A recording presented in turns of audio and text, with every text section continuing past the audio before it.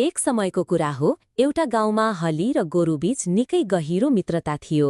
हली अर्थात् किसान र गोरु सधैँ एकअर्काको साथमा खेत जोत्न जान्थे, मिहनत गर्थे र दिनभरको थकाइसँगै बाँड्थे। हलीले गोरुलाई सधैँ आफ्नै परिवारको सदस्य झैं माया गर्थ्यो। गोरु पनि हलीको आवाज सुन्नसाथ खुसीले हर्साउँदै खेततिर दौडिन्थ्यो। उनीहरूको यस्तो सुमधुर सम्बन्ध गाउँमा सबैलाई थाहा थियो।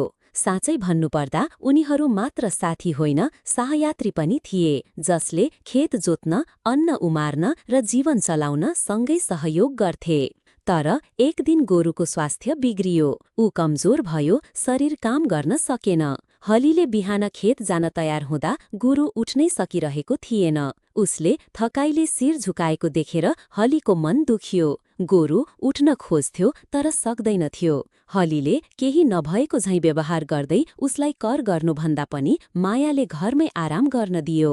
ऊ गोरुको छेउमा बस्यो, टाउको सुमसुम्यायो र भन्यो, तिमी मेरो साथी हौ, कामभन्दा तिमी महत्त्वपूर्ण छौ।